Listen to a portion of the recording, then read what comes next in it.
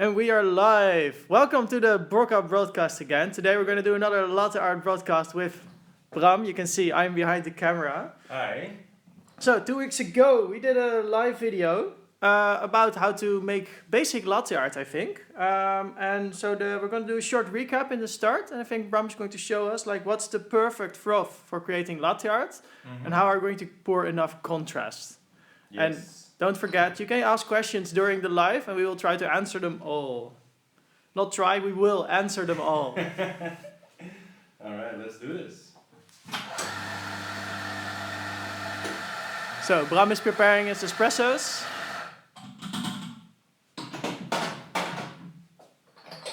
Always keep the machine clean, that's important. I can see if I can give you a little sneak peek of his brilliant barista routine.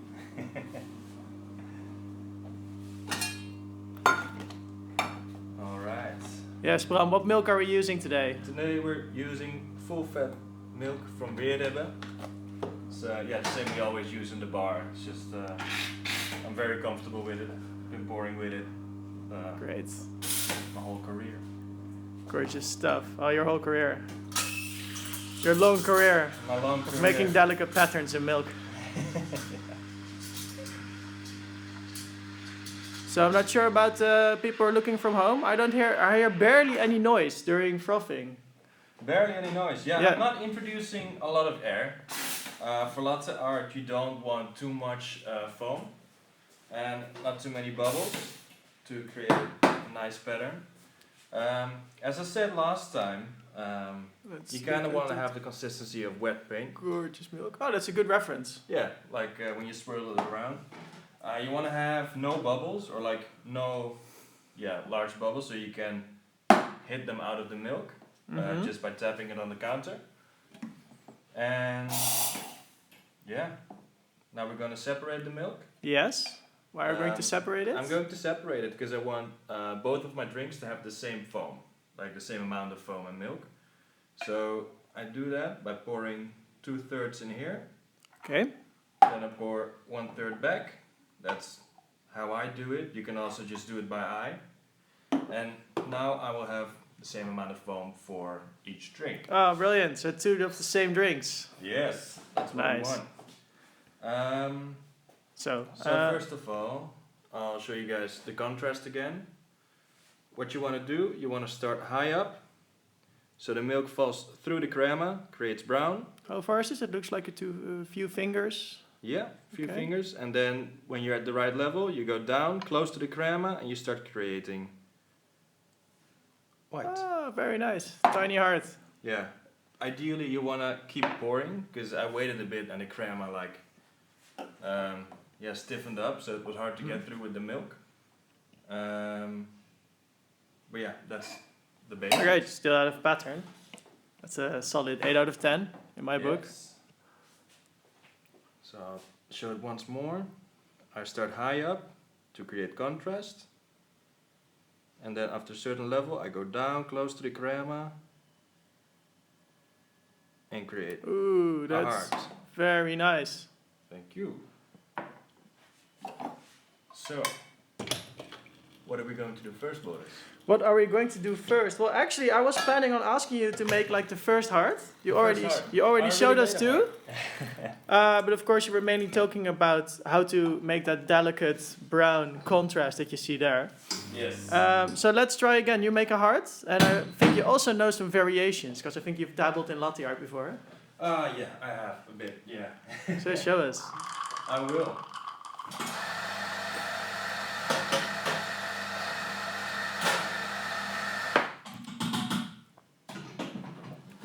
See, people are sending you lots of love. People miss our coffee. We miss you too. We do. Okay, let's move these aside. Yes, in the Hall of Fame. The Hall of Fame. Get this out of the way. Alright. So, Hart, any preparations you do mentally, physically? Preparation? Not mentally, but physically. I mean, you've got to get the milk and the rest of the stuff. I will just steam them one by one in a bit of a smaller jug. How much milk is that? How much milk is this? This is about 100 grams of milk. Oh, okay, great. So just steam this up.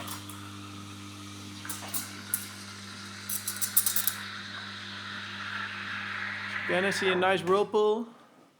Yes, yes. So for the heart, it's a very basic pattern, but you can also, it has like a high skill cap, so to say, because you can do a lot with it. And to do it properly is actually like not even the easiest task. With the heart, what's really important is to control how fast you are pouring in the milk and how steady you are. Like you shouldn't, if you want to make a proper heart, you shouldn't move around a lot. So I'll show you guys. I'll start creating the contrast, and then I'll just pick a spot and I just let the milk flow out in a consistent rate. Go up, pick a spot, and I just let it flow out, flow, flow, flow. Oh, that looks gorgeous.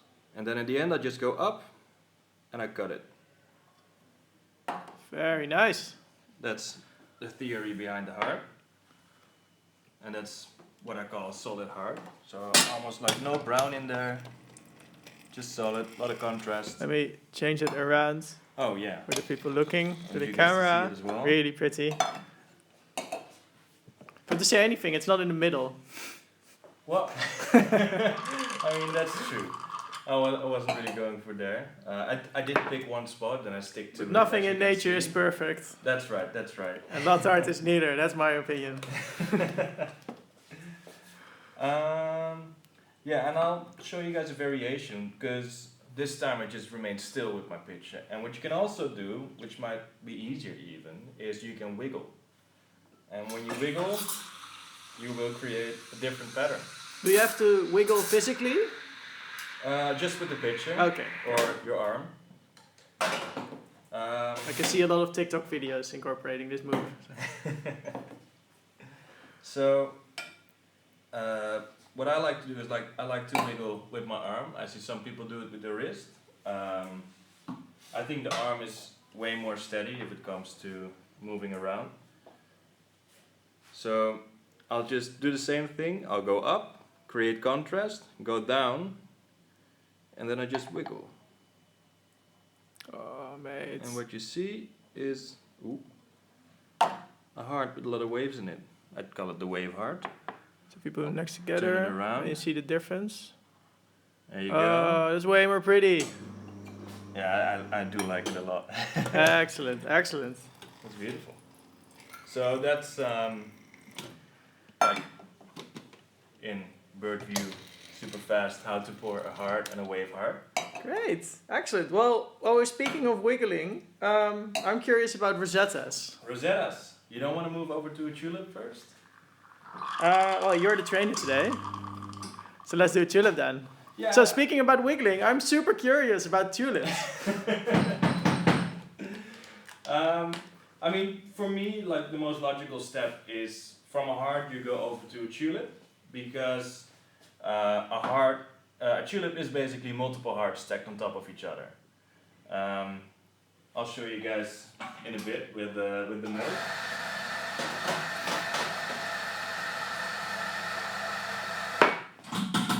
Excellent. So if anyone is wondering if they're doing it the right way at home or at work, you can now see, clean the drip tray. Oh, clean the portafilter, clean the bar, this man. Oh my lord. 2 cups under there, perfect. Alright.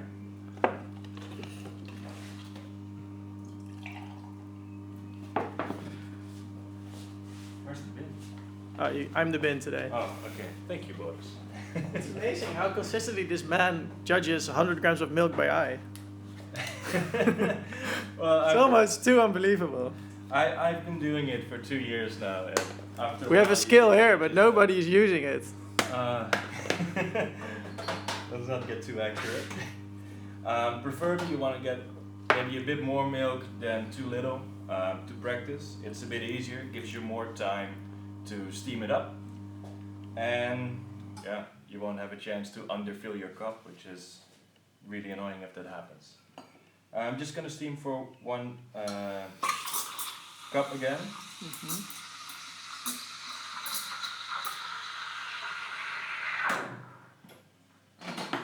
Great. Look at this, speeding up.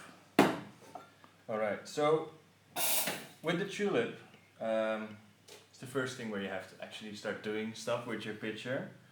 You have to push the hearts into each other. And how do you do that? Sounds tough. It sounds tough. It's really easy. It's not heavy. So it's the same motion as the heart. You pick a spot and you get close to the crema and you lay half a heart on top of it. But you don't finish it. After you do that, you stop, you go up a bit, like back, and then you do it again, and then you push the heart in there. And you can do that as many times as you want to fill the cup. I will now do a 3-layer tulip, just to show you guys. Okay. So, half a heart, I don't finish it, I do it again, I push in it. Oh, that is beautiful. And then on top, I make a normal heart, finish it, and then I pull through, and you have a nice tulip. Oh yeah, turn it around for you guys. And with the tulip, you've got loads of variations that you can do. You can do 5 layers, 6 layers, 10 layers. I think you can even do 15 layers, or you can have variations in, well, the leaves, so to say. You can have a wiggle tulip, just the same. Yeah, just speaking about that, because this looks like this was you call this a full heart? Or yeah, like a solid heart. Solid heart. We have a wiggling heart, and this looks like a really solid tulip. All right. But I was speaking about wiggling. Yeah, I'll show you guys a winged tulip, as that's called. Winged tulip. Yes. So. Really romantic name. I know, right? Can't imagine there's a flower in the Netherlands called winged tulip. Would be amazing. So the basic principle is I start with the first layer again, but instead of making it solid, I'll do the same thing as I did here. I start wiggling. And then, as the other parts of the tulip, I stop again and then I do it again. But then with solid or wiggled half hearts. Great. You got me excited. All right.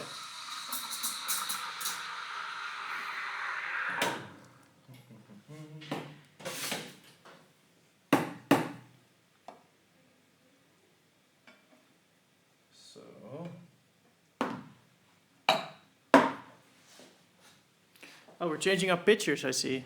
No, this is the same picture. It's the same picture, okay. Yeah. We're using the same pictures, I see. So, what we'll do now, make the contrast, and then I'll wiggle to create the first base. I push in again, make the heart on top, and pull through. And you can see that's like, sort of looks like a wing around the tulip. Okay, now I clearly got a favorite. Yeah, I know about the people in the chat, but this is really, really pretty. So what I was curious about is that I think when you get your coffee on the go, well, today is almost always on the go. Hopefully from June we finally can get our coffee and ceramics again. Yeah. You see a lot of tulips being poured in bars and cafes. Why do you think that is? Well, I say tulips and hearts as well. Yeah, they are really. I mean, when you get down the hang of tulips, they're really quite easy to pour.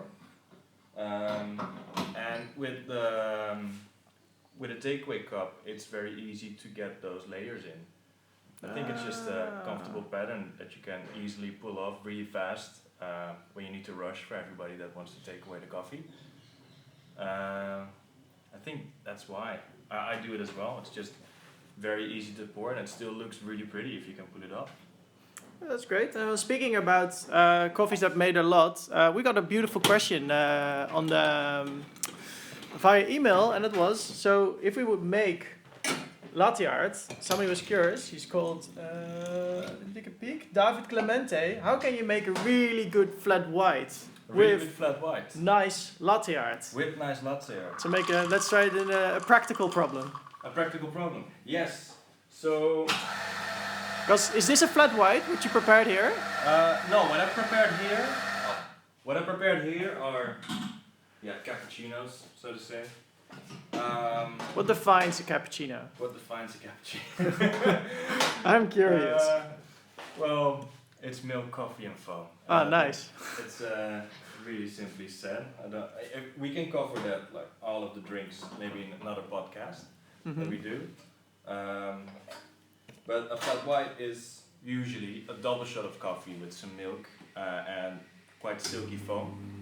And what happens when you have a double shot? You have less space. So you got a little bit less time to pour in your art. So you have to like think about what you're doing. Basically you have to make a pattern quicker than you think. Like usually you use the time to fill it up and like get ready, but now you pour some milk and then you almost immediately have to pour. You just have to be a bit faster than usual. Okay. I'm going to stop you really quickly. I hope I pronounced the name right. Mina Caxito said she went to Bocca and the barista made a swan. I'm not entirely sure, Mina Caxito, if this is a challenge for Bram later on. I can do a swan. Okay, we can do a swan. Let's top the whole thing up with a swan then. But first, what pattern are you going to pour in your flat white? I don't know if there are any favorites, but I can do maybe another winged tulip. Great. To see the difference between one with one shot and two shots. Are you going to steam any differently? No, I'm going to use the same milk, because if I use less milk it will be almost too hard to steam. So with a double shot, you will have a bit more milk waste in general. Okay, great. Well, you're definitely challenged to a swan now. Okay. I'll show you guys in depth how to pour it. And what I will also do now is I'll put a bit less milk in my pitcher, so I can tilt my pitcher more and get it closer to the cup, because I have less room. Great, now you can see cup is clearly fuller, maybe if you remember from the previous one. So I'll pour some in and I almost immediately have to pour. So I'll pour a wing.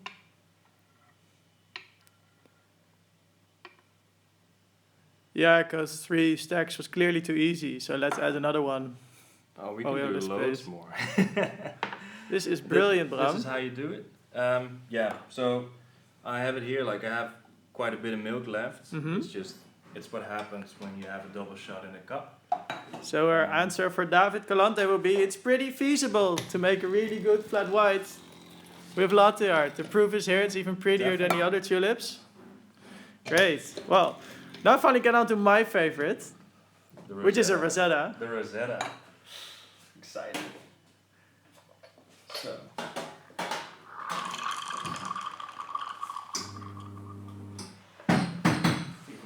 Some more cups. Yeah, people can't see. I'm actually clearing out the Hall of Fame now because we're running out of room.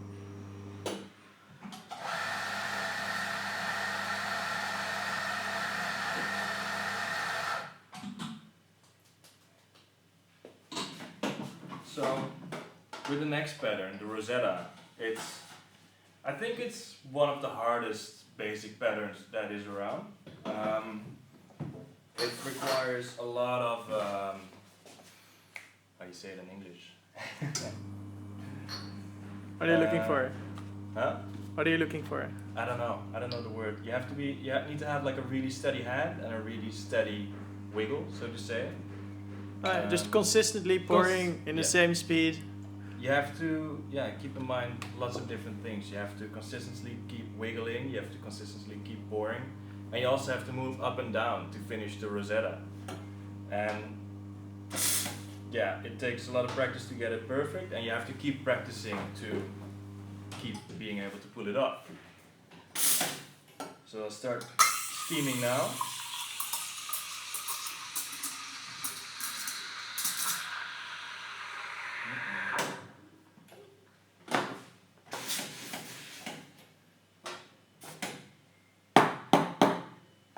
So, let's see.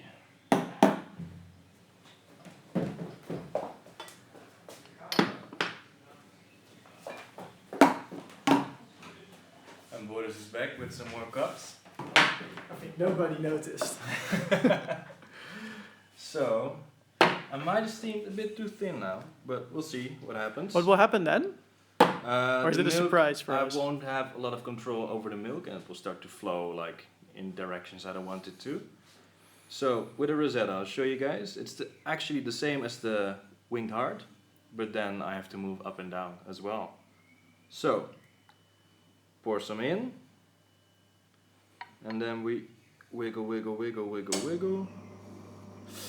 Yeah, it's a bit too thin, but this is the basic principle. You want to create a nice base. You do that by wiggling in the same spot. The milk will flow out and it will curve like around. And when you want to finish it, it's the same principle as the winged tulip.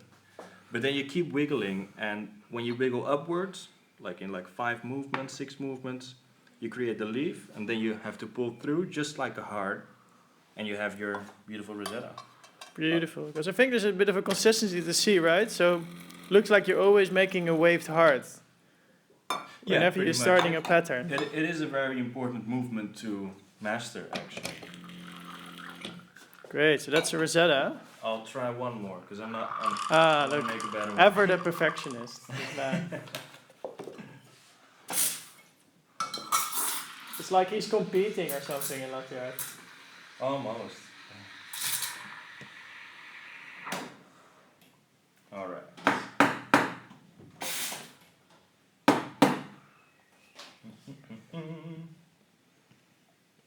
So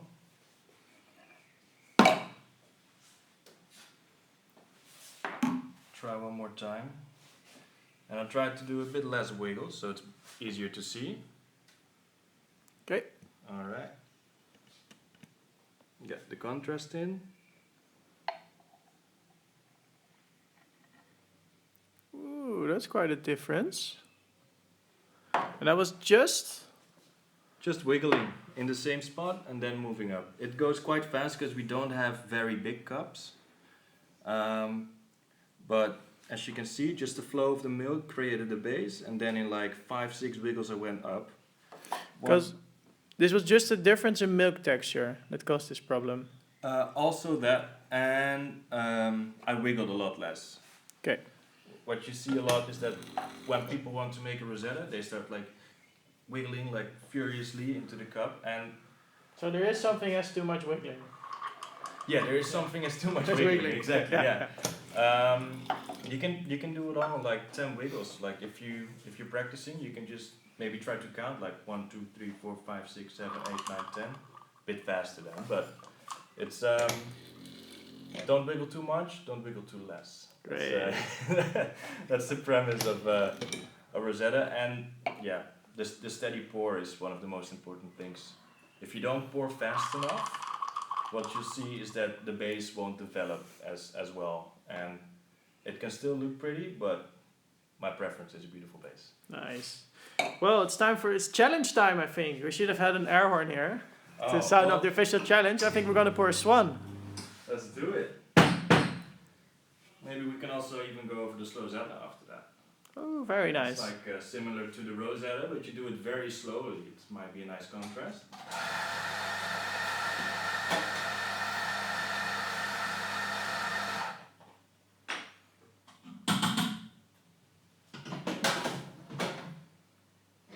All right.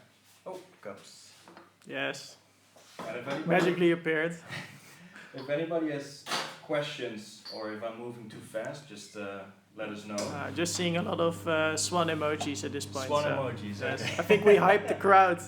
Uh-oh. Well, let's try that. Okay.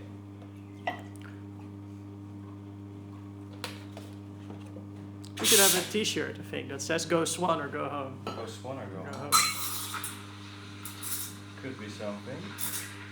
So the swan is a combination of 3 different patterns all synced to one, which makes it kind of like the next step after you've mastered the tulip, the swan, the Rosetta, and the heart.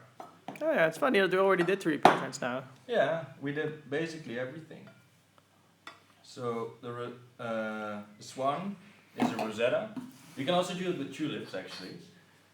It's a Rosetta, and you pull through to the side to create the wing, and then you create a neck and a heart. Okay. Let's hope I can put it off. So,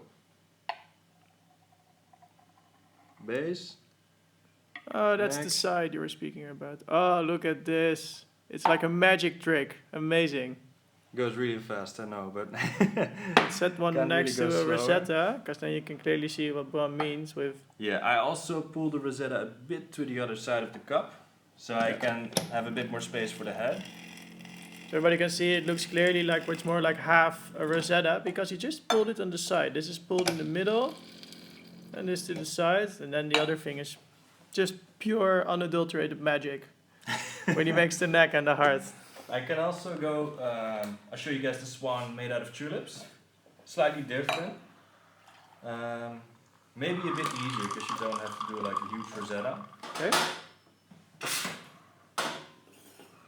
So you decided to up the swan challenge yourself.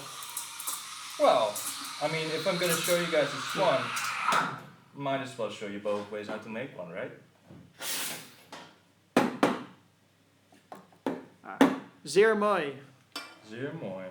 That's what you get for your swan. It's being appreciated. Thanks, guys. Alright, so I'll create a base. Then I'll go Chulip. Well, a few stacks on top of each other.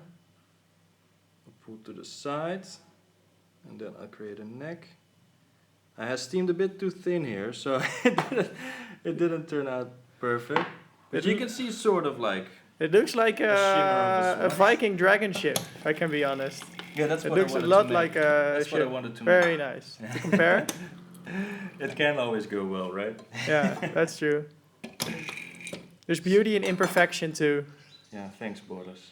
Very nice. Well, the intention is very clear. Just stick to the Rosetta swan. Yeah. All right. So, yeah, if you guys have any other requests. Well, I think you had one yourself, and it's the slow zeta. Yeah, or, Yes. yeah, the slow zeta. It's also a leaf, but instead of wiggling really fast, you do it super slow. And that's why it's called the slow zeta. Nice.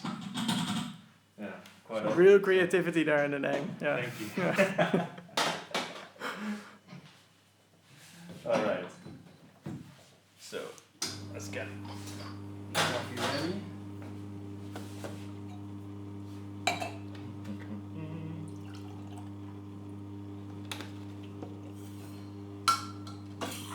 Ciao to you too, Bocca and Coffee Lab. Bocca. Do you guys miss Danny? Everybody misses them. See? You get a compliment. With the second one, it was better to see the technique. Thank you. Thank you. See? So. That was our whole purpose, actually. Yeah. So, for the slow zeta, you'll see the movement. You basically, let the milk spill out really slowly whilst making moves from side to side and slowly going up. Will it help listening to Ariana Grande side to side while doing this? Could be. Oh, look at this. It's like you're actually painting. Yeah, you can paint with milk actually. And this is sort of how it looks, like a beautiful leaf. If you show it maybe next to the Rosetta.